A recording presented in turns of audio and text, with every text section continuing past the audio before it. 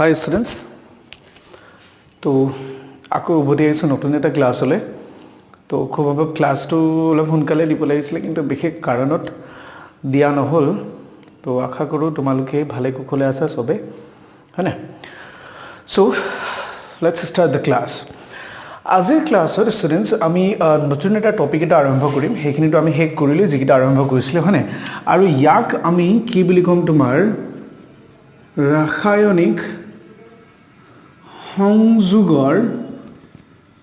সূত্ৰ বুলি কওঁ বা সূত্ৰসমূহ বুলি ক'ব পাৰোঁ কেইবাটাও আছে কাৰণে আমি কি পঢ়িম ৰাসায়নিক সংযোগৰ সূত্ৰ বা ৰাসায়নিক সংযোজনৰ সূত্ৰ বুলিও কোৱা হয় ইয়াক এটা চোৱা ষ্টুডেণ্টছ আমি এক্সেক্টলি কি কৰিব লাগে ইয়াত ধৰা তোমালোকে ক্লাছ 10 ৰ ৰাসায়নিক বিক্ৰিয়াটো পঢ়ি আহিছাই হয়নে নহয় তো এক্সেক্টলি সেই বস্তুটো আমি পঢ়িব লাগে ইয়াত ধৰা আমাৰ লগত যৌগ এটা আছে A আৰু B হিয়তে কি কৰিছে ৰাসায়নিক বিক্ৰিয়াত লিপ্ত হৈছে তো বিক্ৰিয়াত লিপ্ত হোৱা মানে কি কৰিব হিয়তে আমাক বিক্ৰিয়াজাত পদাৰ্থ এটা দিব মই কৈছো সে C হয়নে এটা এই দুটা যৌগ যে যোজন হ'ব মিলন হৈ পেলাই নতুন এটা যৌগ প্ৰস্তুত কৰিব তো তাক আমি এই দুটা যৌগৰ যোনটো মিলন তাক আমি কি বুলি কম ৰাসায়নিক সংযোগ বুলি কম যেহেতু নতুন যৌগ প্ৰস্তুত কৰিব যেতিয়া ইহঁতৰ মাজত কি হ'ব লাগিব তোমাৰ ৰাসায়নিক বিক্ৰিয়া সংঘটিত হ'ব লাগিব এই ৰাসায়নিক বিক্ৰিয়াৰ জৰিয়তে কি কৰিব তাহাতে নতুন এটা যৌগ দিব তো এই যে দুটাই যে ৰাসায়নিক বিক্ৰিয়াত লিপ্ত হ'ব তো তাৰ ক্ষেত্ৰত আমি কি কি নিয়ম বা কি কি সূত্ৰ মানি চলিব লাগে তো সেইখিনি কথাকে আমি আজিৰ ক্লাছত কি কৰিম আলোচনা কৰিম তো আশা কৰোঁ তোমালোকে সকলোৱে বুজিবলৈ চেষ্টা কৰা ঠিক আছে তো ৰাসায়নিক সংযোজনৰ বা সংযোগৰ প্ৰথম আমাৰ সূত্ৰটো হ'ল ভৰৰ ৰক্ষণশীলতাৰ সূত্ৰ বুলি কওঁ আমি ওকে বা ইংৰাজীত আমি কি বুলি কম law of conservation of mass বুলিও কওঁ এটা চোৱা ষ্টুডেণ্টছ মই কেইটামান উদাহৰণ দিছোঁ তোমালোকে অলৰেডি এইটো পাই আহিছা ক্লাছ 10 তথাপিতো মই অকণমান বেলেগকৈ বুজাব বিচাৰিছোঁ হয়তো বুজি পাব পাৰা চাগে চাই লোৱা ধৰা মই কৈছোঁ A আৰু B বিক্ৰিয়া কৰি মই AB2 পাইছোঁ ঠিক আছে মই ক'লো A + B2 বিক্ৰিয়া কৰি মই AB পাইছোঁ হা আৰু মই কৈছোঁ A আৰু B বিক্ৰিয়া কৰি মই AB পাইছোঁ এটা সো ষ্টুডেণ্ট এই তিনিটা বিক্ৰিয়াত তোমালোকে ইটোৰ আনটোৰ মাজত পাৰ্থক্য বিচাৰি পাবাই নিশ্চয় হয়নে এটা মন কৰা মোৰ প্ৰথম বিক্ৰিয়াটো মন কৰা মোৰ লগত কি আছিল মই এটা A আৰু কি দিছিলোঁ এটা B দিছিলোঁ তো মোৰ যেতিয়া বিক্ৰিয়াজাত পদাৰ্থ ওলালে মোৰ কি ওলাইছে AB2 ওলাইছে আকৌ মই দ্বিতীয়টোত A + B2 দিছিলোঁ AB ওলালে ইয়াত A + B দিছিলোঁ AB ওলাইছে মন কৰা এই বিক্ৰিয়াটোত হয়নে আমি বিৰ পৰিমাণ কিমান দিছিলোঁ অকল এটাহে বি দিছিলোঁ কিন্তু বিক্ৰিয়াজাত পদাৰ্থত আমাৰ কি হ'ল দুটা বি ওলালে হয়নে তো নতুনকৈ আৰু এটা বি ক'ৰ পৰা যোগ হ'ল এইটোতো হ'বই নোৱাৰে আকৌ কৈছে A + B2 দুটা বি দিছিলা কিন্তু যেতিয়া বিক্ৰিয়াজাত পদাৰ্থ ওলালে এটাহে বি ওলালে আৰু এটা বি ক'ত নাইকিয়া হৈ গ'ল এইটো হ'ব নোৱাৰে কিন্তু শেষৰ যোনটো বিক্ৰিয়া এটা A দিছিলোঁ এটা বি দিছিলোঁ তো AB পালোঁ তাৰমানে মই এটা কি ক'ব বিচাৰিছোঁ চোৱা ইয়াতে কি হৈছে আমাৰ বি যৌগ এটা কি হৈ গৈছে তোমাৰ নাইকিয়া হৈ গৈছে হয়নে সৰি নতুনকৈ উদ্ভৱ হৈছে নতুনকৈ উৎপন্ন হৈছে হয়নে আকৌ ইয়াত কি আছে বি দুটা দিছিলোঁ কিন্তু এটা ওলালে মানে এটা বি কি হৈ গৈছে আমাৰ ইয়াতে নাইকিয়া হৈ গৈছে তো বিক্ৰিয়া এটাত মানে বি পদাৰ্থটো নহয় জানো এটা পদাৰ্থ নতুনকৈ উৎপন্ন হৈছে তো সেই নতুনকৈ পদাৰ্থ কেতিয়াও ৰাসায়নিক বিক্ৰিয়াত নিজে নিজে উৎপন্ন হ'ব নোৱাৰে তুমি যদি ইয়াত নিদিয়া আকৌ ইয়াত কি হৈছে দুটা বি দিছিলা এটা ওলালে মানে এটা বি পদাৰ্থটো শেষ হৈ গ'ল নাইকিয়া হৈ গ'ল তুমি যেহেতু দুটা দিছিলা এটা ক'ত যাব পাৰে নাইকিয়া কেনেকৈ হ'ব পাৰে হয়নে তো সেইটোকে কৈছোঁ কিন্তু এই বিক্ৰিয়াটো আমাৰ কি একেবাৰে শুদ্ধ কাৰণ এটা A দিছিলা এটা বি দিছিলা AB পালা তো আমি কি ক'ব বিচাৰিছোঁ চোৱা ইয়াৰ পৰা ভৰৰ ৰক্ষণশীলতাৰ সূত্ৰমতে কি ক'ব বিচাৰিছোঁ যে বিক্ৰিয়া এটাত বা ৰাসায়নিক বিক্ৰিয়া এটাত কি হ'ব নোৱাৰে তোমাৰ পদাৰ্থ কি হ'ব নোৱাৰে তোমাৰ নতুনকৈ সৃষ্টি হ'ব নোৱাৰে বা যিটো পদাৰ্থ দিছোঁ সেইটো কি হ'ব নোৱাৰে ধ্বংসও হ'ব নোৱাৰে বা ইয়াক আমি চমুকৈ কি বুলি ক'ব পাৰিম ভৰৰ কি বুলি ক'ব পাৰিম তোমাৰ নতুনকৈ উৎপন্ন হ'বও নোৱাৰে বা বিনাশ হ'বও নোৱাৰে যিটো দিছিলোঁ সেইটোৱে হ'ব লাগিব বা যিমান দিছিলা সিমানেই পাব লাগিব তুমি তো সেইটো কথা কোৱা হৈছে ইয়াত তো ভৰৰ ৰক্ষণশীলতাৰ সূত্ৰমতে আমি কি বুলি ক'ব পাৰোঁ তোমাৰ পদাৰ্থৰ সৃষ্টি কৰিবও নোৱাৰি বা ধ্বংসও কৰিব নোৱাৰি তোমালোকে এইখিনি লিখি ল'বা পইণ্ট আউট কৰি পেলাই ঠিক আছে বা আমি কি বুলি ক'ব পাৰোঁ ভৰৰ সৃষ্টি বা ধ্বংস হ'ব নোৱাৰে ঠিক আছে তো এইটো হ'ল আমাৰ এটা মই 3 নম্বৰ যোনটো বিক্ৰিয়া দিছো এটা এটা শুদ্ধ বিক্ৰিয়া এই সমীকৰণ মতে বা এই সূত্ৰৰ মতে ঠিক আছে তো ধৰা আমি যদি এটা কৰো বিক্ৰিয়া এটা যদি লিখো সে আমি কি কৰিছো হাইড্ৰোজেন আৰু অক্সিজেন লগ লগাইছো আৰু আমাৰ কি হৈছে পানীৰ অণু নতুনকৈ উৎপন্ন হৈছে এটা মন কৰা যেতিয়া হাইড্ৰোজেন আৰু অক্সিজেন গেছ লাগিছে হাইড্ৰোজেনটো দুটা আছিল দুটা পাইছো কিন্তু অক্সিজেন কিমান আছিল ইয়াত দুটা আছিল কিন্তু আমি পালো কি এটা তো বিক্ৰিয়াটো কি কৰা নাই ভৰৰ ৰৈক্ষণিকতাৰ সূত্ৰ মানি চলা নাই চলিছে জানো নাই চলা তো বিক্ৰিয়াটা সদায় মন কৰিবা বাওঁফালে তোমাৰ যিমান ভৰ থাকিব টোটেল সোঁফালেও কি হ'ব লাগিব তোমাৰ একে ভৰ হ'ব লাগিব বা পদাৰ্থৰ যিকেইটা পৰিমাণ দুইফালে একে হ'ব লাগিব এটা এফালে চোৱা হাইড্ৰোজেন আছে তোমাৰ দুটা অক্সিজেন আছে তোমাৰ দুটা এফালে হাইড্ৰোজেন দুটা তোমাৰ অক্সিজেনটো এটাই আছে হয়নে তো এটো হ'ব নালাগে সেই কাৰণে আমি কি কৰিব লাগিব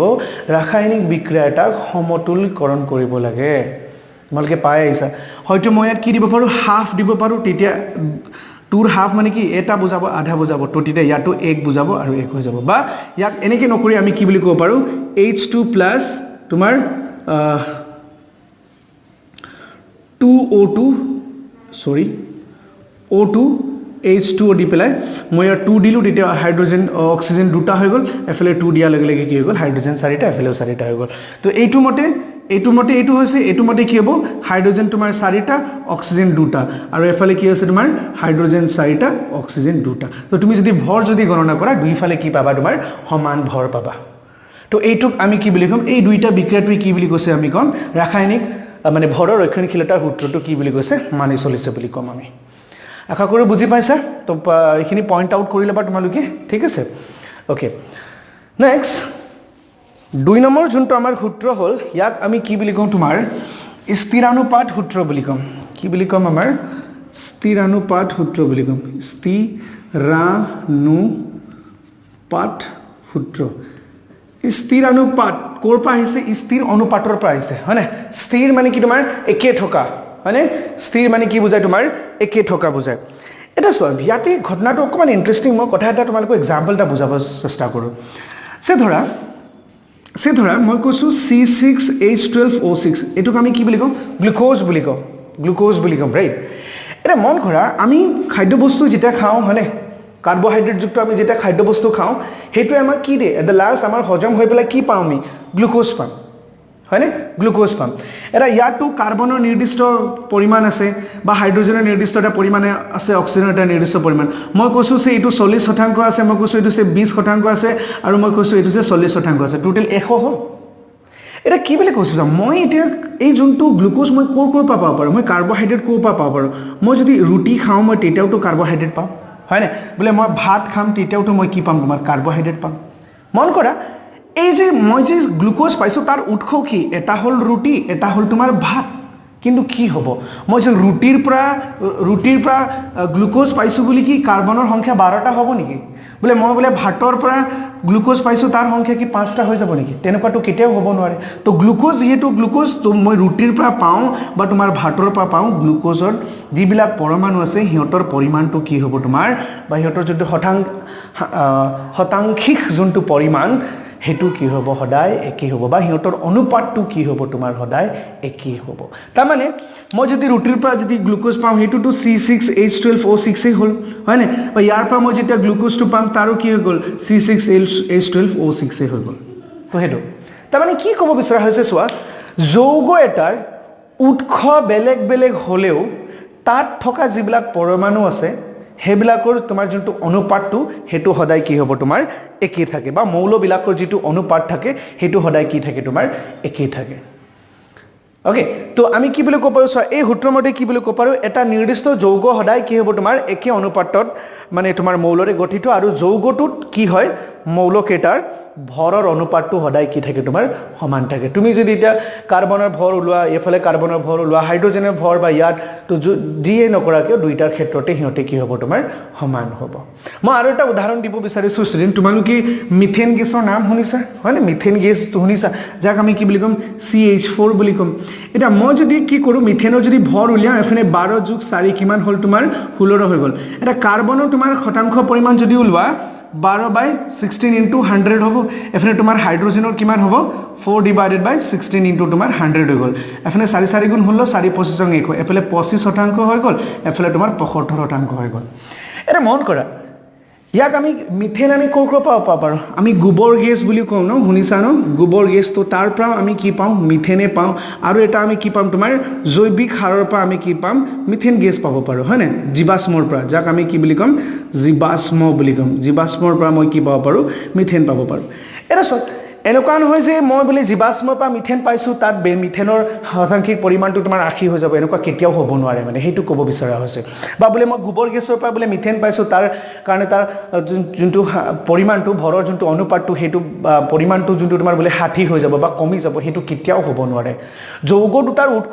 যৌগকেইটাৰ উৎসটো বেলেগ বেলেগ হ'ব পাৰে কোনো প্ৰবলেম নাই তাতে ঠিক আছে কিন্তু যিকিটা মৌল আছে বা যিকিটা পৰমাণু থাকিব তাত হিহঁতৰ অনুপাতটো সদায় কি থাকিব তোমাৰ একে থাকিব তো এইটোক আমি কি বুলি কম স্থিৰানুপাত সূত্ৰ হে একে থাকিব কাৰণে আমি কি বুলি কৈছো তোমাৰ স্থিৰানুপাত সূত্ৰ বুলি কৈছো আশা কৰো বুজি পাইছা সবে নেক্সট যোনটো আছে আমাৰ হেতু হল আমাৰ গুণানুপাত সূত্ৰ বুলি কোৱা হয় কি বুলি কোৱা হয় তোমাৰ 3 নম্বৰটো আমাৰ কোৱা হয় গুণানুপাত সূত্ৰ বুলি কোৱা হয় এতিয়া এইটো যোনটো সূত্ৰ আছে এইটো সূত্ৰটোৱে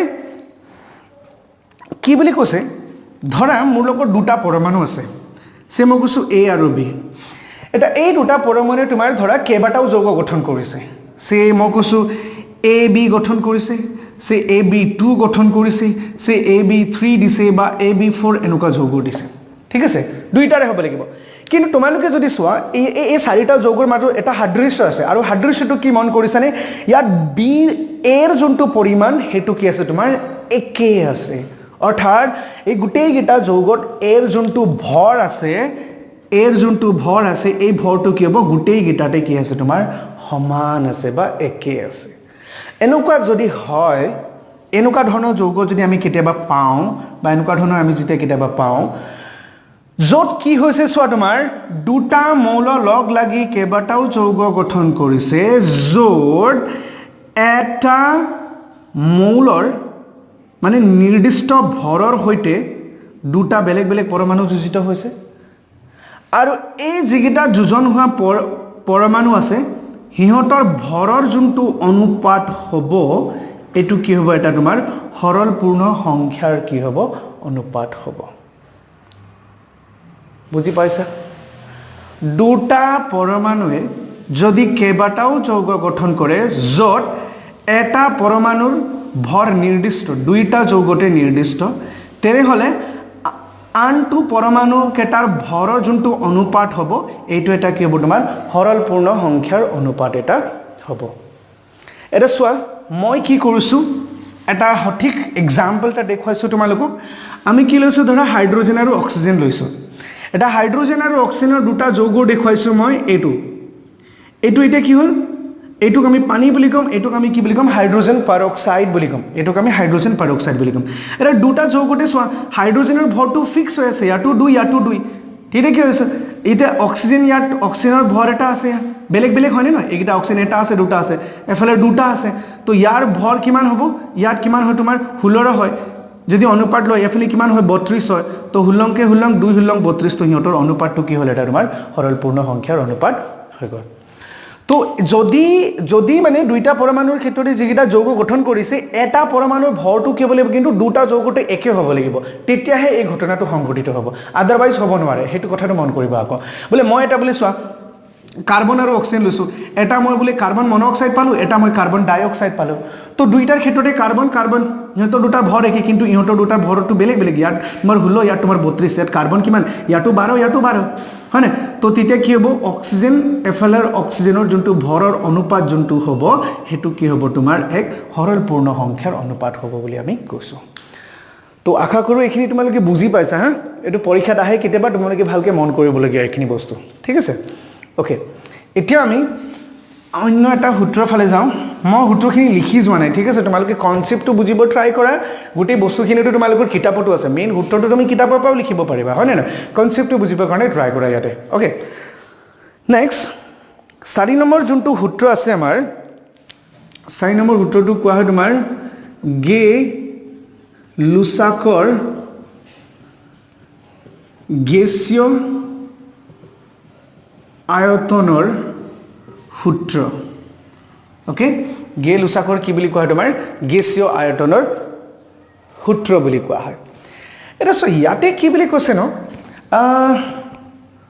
যদি দুটা গেছীয় পদাৰ্থ ইটোৰ আনটোৰ লগত বিক্ৰিয়া কৰে বা গেছীয় পদাৰ্থ এটা ৰাসায়নিক বিক্ৰিয়া যদি উৎপন্নও হয় তেতিয়া হলে কি বুলি কৈছে তোমাৰ হে যোনটো গেছ দুটা থাকিব একে উষ্ণতা আৰু চাপত হিয়তৰ যোনটো আয়তনৰ অনুপাত হ'ব হে অনুপাতটো কি হ'ব এটা তোমাৰ সৰল অনুপাতটা হ'ব সৰল সংখ্যা এটাৰ অনুপাত হ'ব মই কি কৈছো চোৱা ধৰা আমি এ আৰু বি গেছ লৈছো দুইটাই গেছ আৰু ইহতে লগ লাগি আমাক কিবা এটা দিছে আৰু ধৰা তাতে আৰু আমি কি বুলি কৈছো এটো ক্ষেত্ৰত এ গেছৰ যোনটো উষ্ণতা বি গেছৰ উষ্ণতাৰ লগত সমান বা এ গেছৰ চাপ বি গেছৰ চাপৰ লগত কি হ'ব লাগিব সমান হ'ব লাগিব তেতিয়াই হ'ব কিন্তু দেই এটো চৰ্তৰ এতিয়া এই এ যিমান পৰিমাণ লৈছা আয়তন বিৰ যিমান আয়তন লৈছা হিয়তৰ আয়তন যদি দুইটাই কি হয় গেছ হ'ব লাগিব তো যদি হিয়তৰ বেলেগ বেলেগ হলেও হিয়তৰ আয়তনৰ যোনটো অনুপাত থাকিব এইটো এটা কি হ'ব তোমাৰ সৰল সংখ্যা এটাৰ কি হ'ব অনুপাত হ'ব বুজি পাইছা এটা ৰাসায়নিক বিক্ৰিয়াত গেছ কেবাটাও গেছৰ যদি সংযোজন হয় বা গেছৰ উৎপন্ন যদি হয় তেতিয়া হলে একে চাপ আৰু উষ্ণতাত গেছ দুটাৰ আয়তনৰ যোনটো তোমাৰ কি হ'ব অনুপাত হ'ব সেই অনুপাতটো কি হ'ব এটা সৰল পূৰ্ণ সংখ্যাৰ অনুপাতটা হ'ব এৰা মই তোমালোকক উদাহৰণ দি পিনে বুজাইছো চোৱা ধৰা আমি কি লৈছো এটো ললো হয়নে তো আমি কি পাম H2O পাম এতিয়া বিক্ৰিয়াটা আমি সমতুল্য কৰিব লাগিব তো মই ইয়াত হাফ দিলো সে ধৰা প্ৰথমতে আমি কি লৈছিলো 100 লৈছিলো এফালে 100 লৈছিলো তো আমাক 100 দিব কিন্তু এটো সমতুল্য কৰাৰ কাৰণে হাফ কৰি যোৱা লাগিলে কি হল 50 ml পালো অৰ্থাৎ 100 ml হাইড্ৰোজেন আৰু 50 ml তোমাৰ কি হ'ব অক্সিজেন লগ লাগি পেলাই তোমাক কি দিছে 100 ml কি দিছে তোমাৰ পানীৰ অণু দিছে এখিনি বস্তু তোমালকে ভাবিছা যদি 150 হ'ব লাগে হেতু নহয় হা পিছত আমি এখিনি পঢ়িম ইয়াৰ 1 ml ইয়াৰ 1 ml লগতে বিক্ৰিয়া কৰিব ইয়াৰ 100 ml আছে বুলি গুটেইটো 100 ml 50 ml লগত বিক্ৰিয়া নকৰে হা এটো তোমালকে মন কৰিবলগীয়া কথা ইয়াতে পিছত মই পঢ়াম আৰু এটা আছে হিমিতকাৰী বিকাৰক বুলি টপিক এটা আছে তাতো পঢ়াম এটা চোৱা তো এইটো গেছ আছিলে তো ইহতৰ আয়তন চোৱা এটা তোমাৰ 100 ml এটাৰ 50 ml এটা ইহতৰ আয়তনৰ তুমি কি লোৱা অনুপাতটা লোৱা তো কি হৈ গল তো এফালে 100 এফালে তোমাৰ 50 তো অনুপাত 2:1 হ'ব একেবাৰে সিম্পল কথা হয় না নহয় এটো মানে দুটা গেছ যদি লগ লাগে বা গেছ যদি উৎপন্ন হয় তো হিয়তৰ যদি চাপ আৰু উষ্ণতাটো যদি একে থাকে তো তেতিয়া হলে কি হ'ব হে যিগিটা গেছ লগ লাগিছে হিয়তৰ আয়তনৰ যদি মই অনুপাত লওঁ তেতিয়া আয়তনৰ অনুপাতটো কি হ'ব এটা সিম্পল এটা অনুপাতটা হ'ব সিম্পল সংখ্যা এটা কি হ'ব তোমাৰ অনুপাতটা হ'ব একেবাৰে সহজ কথা বুজিব ট্ৰাই কৰিবা আৰু সূত্ৰখিনি কিতাপৰ পৰা লিখি লবা ঠিক আছে কোনো অসুবিধা নহয় এইখিনি একেই বস্তু হয় এটো হয় নেক্সট এতিয়া আমি আহো তোমাৰ এখিনি প্ৰায় আমি ইয়াতে পঢ়িব লগা বস্তুখিনি এইখিনি আছিল আৰু এটা আছে আমাৰ সেইখিনি আমি নেক্সট ক্লাছতে কৰো নেকি হয়নে নেক্সট ক্লাছত আমি আৰু দুটা আৰু এটা আছে মই পঢ়াই দিছো লগতে জানি থোৱাটো ভালে আৰু কিনো বেয়া ইয়াক আমি কওঁ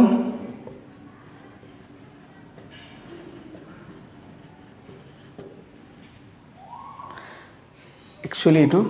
এভোগাড্ৰৰ গ্ৰেডৰ নহয় এভোগাড্ৰৰ সূত্ৰ বুলি কোৱা হয় ইয়াক ওকে এভোগাড্ৰৰ সূত্ৰ বুলি কোৱা হয় এতিয়া এভোগাড্ৰৰ সূত্ৰ মতে কি বুলি কৈছে যদি আমি কি কৰো একে চাপ আৰু উষ্ণতাত বেলেগ বেলেগ গেছও যদি ৰাখো তেতিয়া হলেও কি হ'ব তোমাৰ হিয়তৰ যোনটো আয়তন হ'ব হে আয়তনত কি হ'ব তোমাৰ মানে তোমাৰ একে আয়তন যদি হয় তেতিয়া সমান সংখ্যক অণু থাকে বুলি কোৱা হয়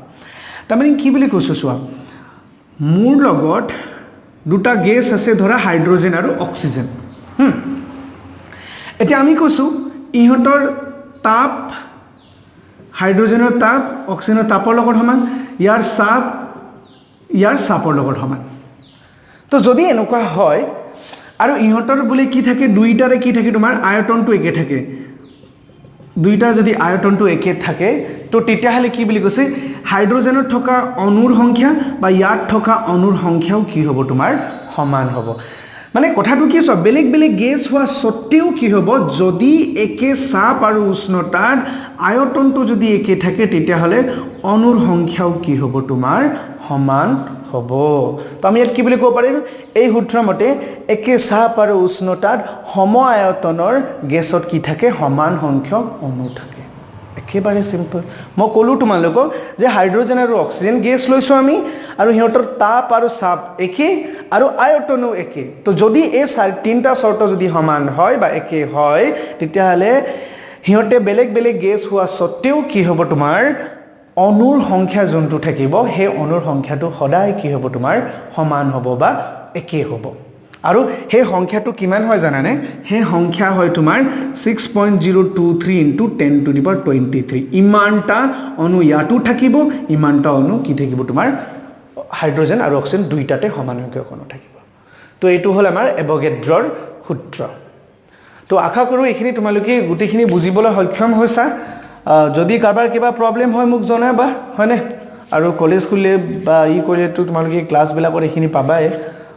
কিন্তু মই ভাবিছো এইখিনি যথেষ্ট হয় আৰু মই সূত্ৰবিলাক লিখি যোৱা নাই তোমালোকৰ কিতাপত আছে যেহেতু তোমালোকে তাৰ পৰা লিখিব পাৰিবা একেই কথা হয়নে ন আৰু খালি মই বেসিক তোমালোকক কনসেপ্টটো দিব কাৰণে ট্ৰাই কৰি আছো তো আশা কৰো তোমালোকে এইখিনি বুজি পাইছা আৰু যদি ভাল পাইছা ভিডিঅ'টো লাইক কমেন্ট আৰু শেয়াৰ কৰিবলৈ নাপাহৰিবা থ্যাংক ইউ সো মাচ টেক কেয়াৰ বাই